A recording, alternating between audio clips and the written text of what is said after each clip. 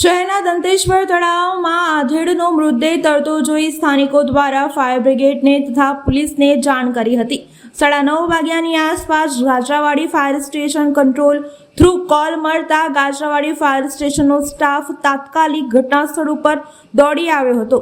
Fire બ્રિગેડના જવાનોએ ભારે જહેમત બાદ મૃતદેહને તળાવમાંથી બહાર કાઢ્યો હતો। તળાવમાંથી મળેલા મૃતદેહને ડિકમ્પોઝ હાલતમાં હતો અને પોલીસે મૃતદેહનો કબજો મેળવી એસએસજી હોસ્પિટલમાં પીએમ અર્થે મોકલી આપ્યો હતો।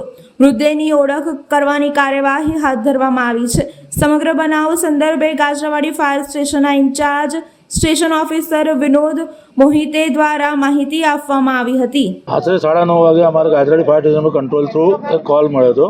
દંતેશ્વર તળાવ છે, અહીંયા દંતેશ્વર તળાવની અંદર કંઈક બોડી ઉપર દેખાતી પબ્લિકે જોઈ હશે અને જાણ કરી કંટ્રોલ થ્રુ કોલ આવ્યો અને અમારા ગાજરાવાડીનો સ્ટાફ અહીંયા આગળ દંતેશ્વર તળાવમાં આવી બોડીને બહાર કાઢેલી છે। એની કોઈ ઓળખ પરેડ થઈ નથી હજુ। એ બહાર કાઢ્યા પછી એમના કોઈ રિલેટિવ આવે જાણ થાય ત્યારે ખબર પડે। પોલીસને જાણ કરેલી, પોલીસ ઘટના સ્થળે હાજર છે। Vinod Mohite station incharge station officer.